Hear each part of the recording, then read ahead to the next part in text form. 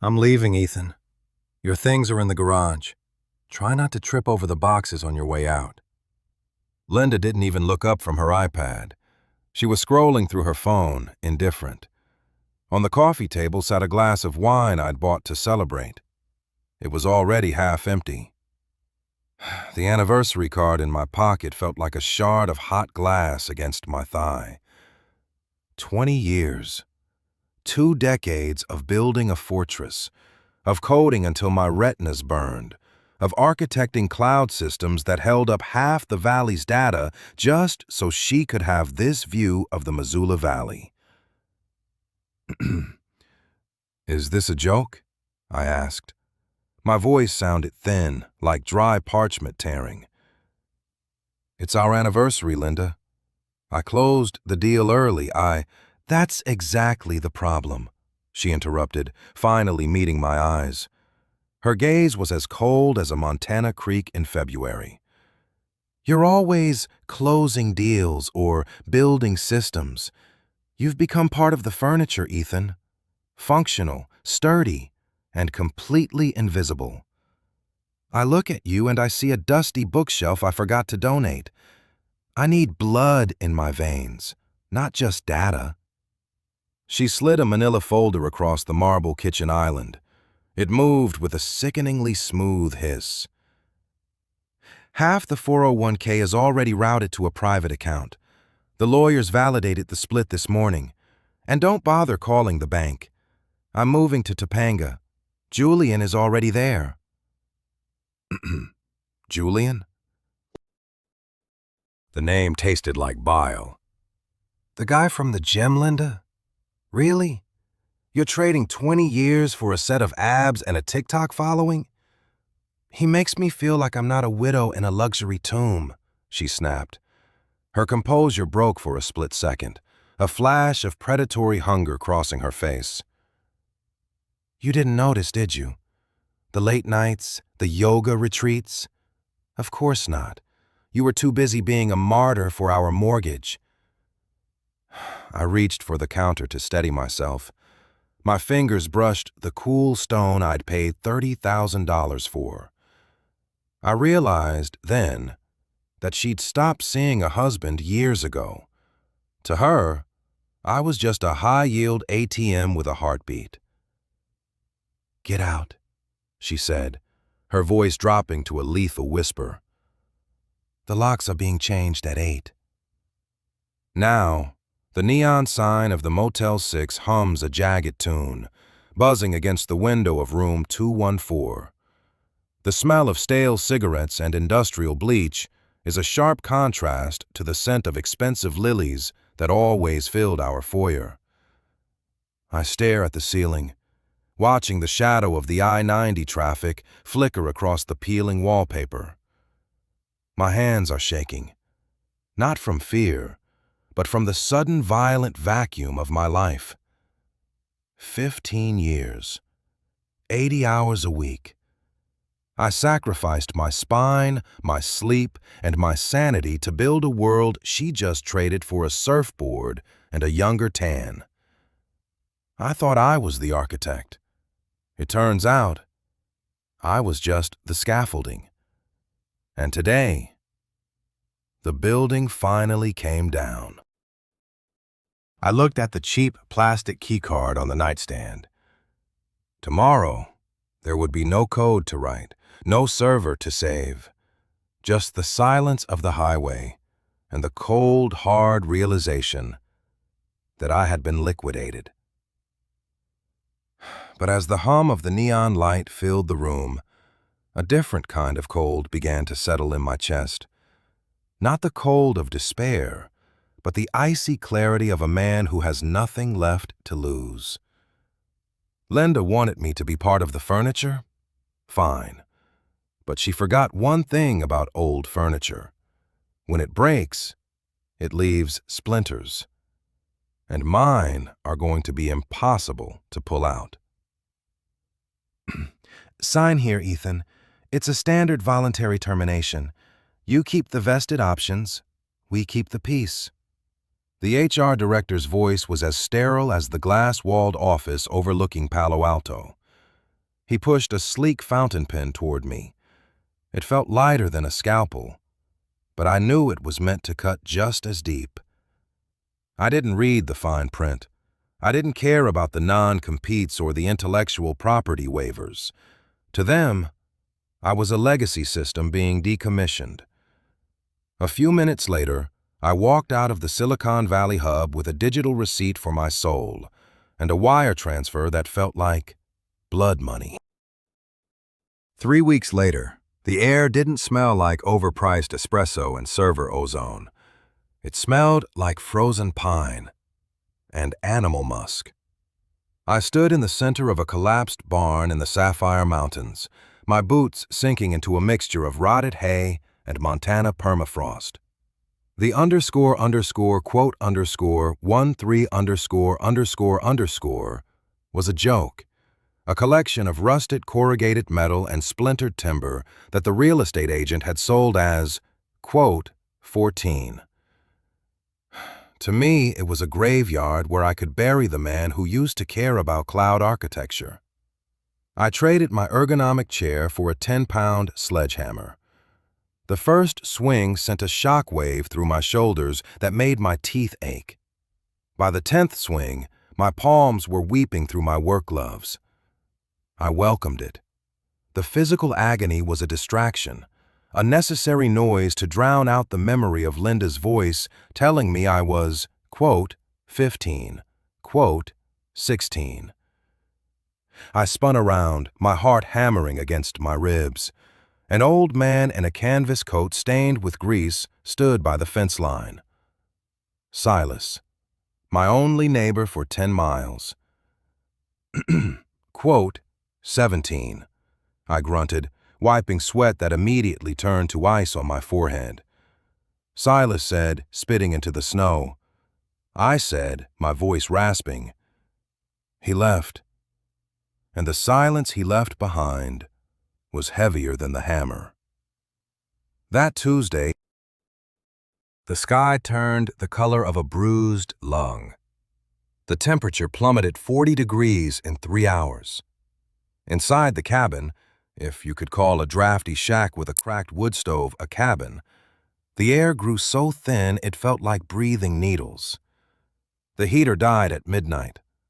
A blown fuse or a frozen line? I didn't know.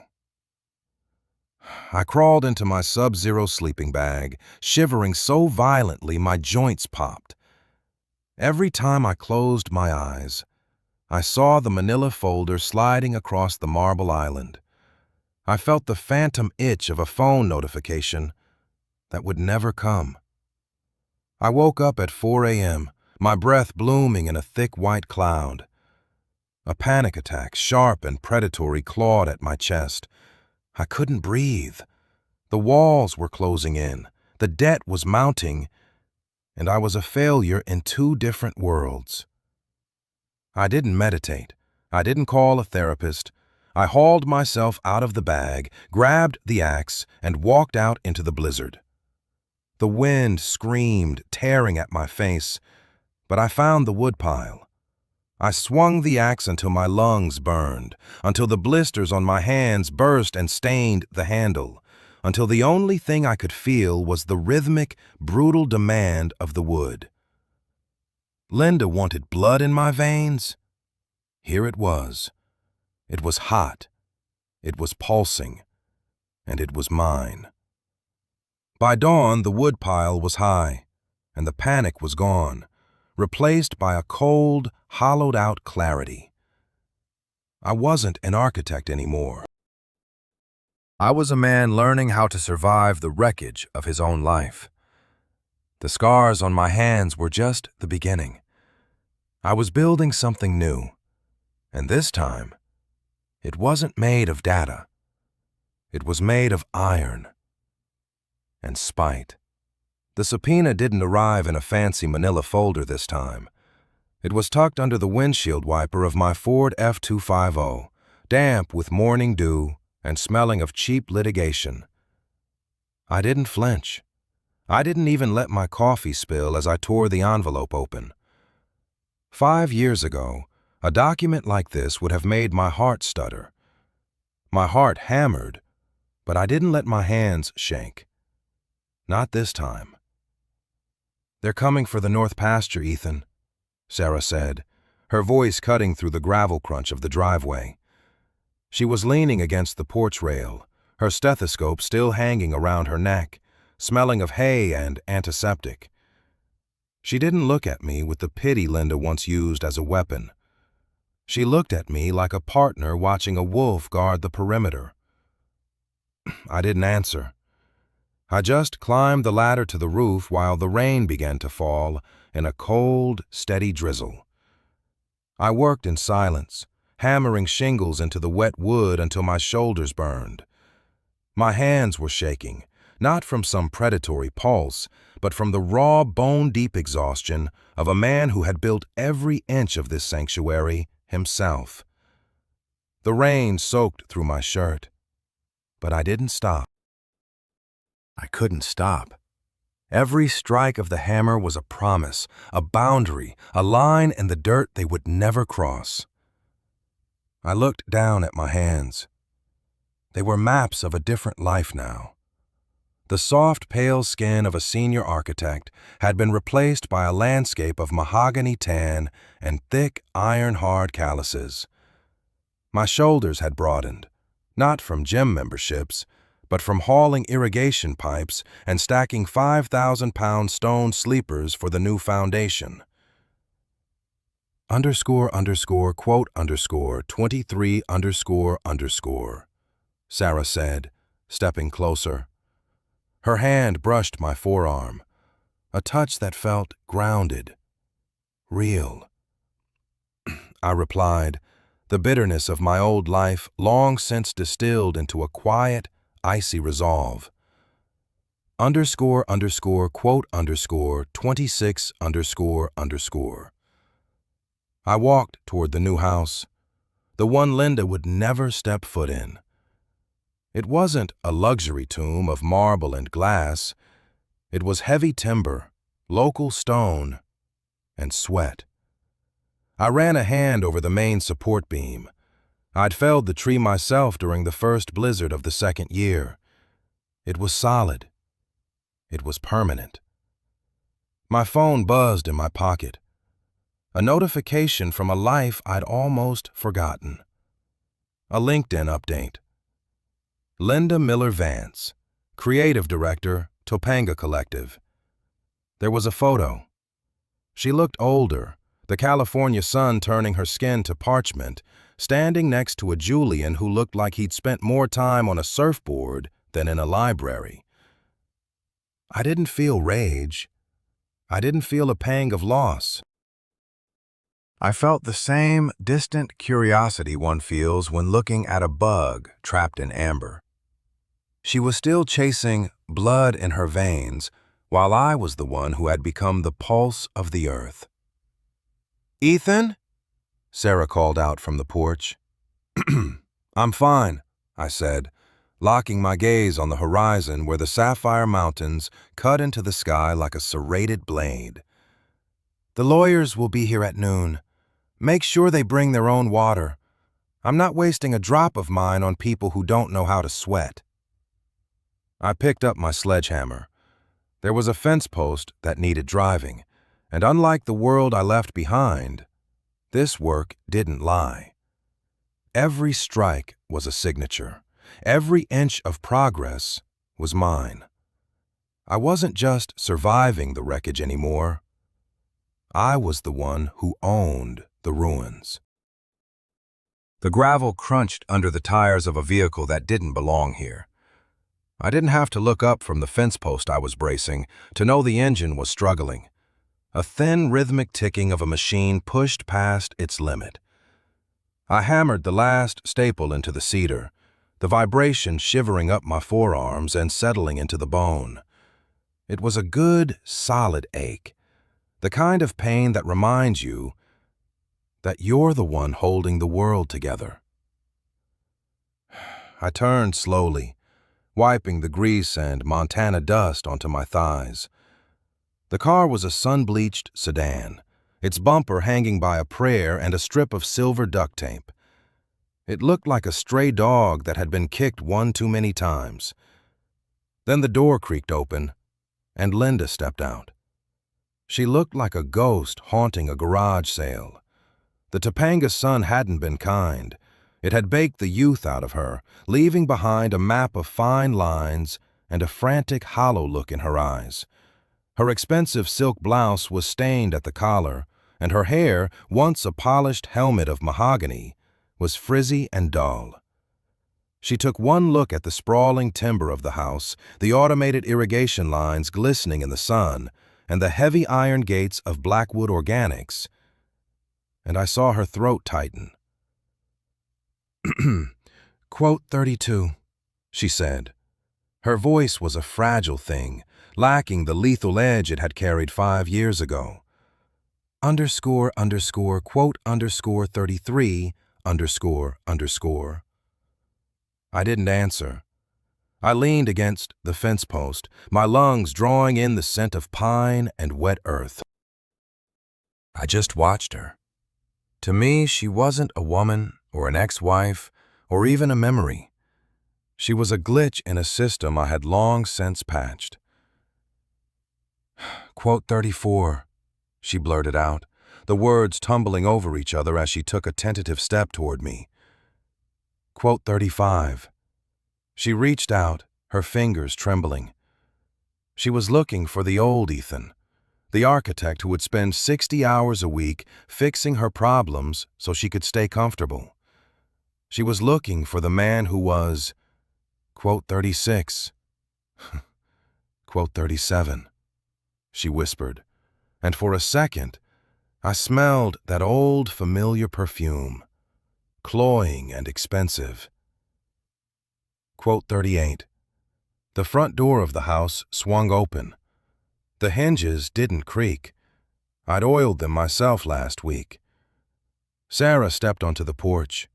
She was wearing an old flannel shirt of mine, her hair tied back in a messy knot, looking like she belonged to the mountain as much as the trees did.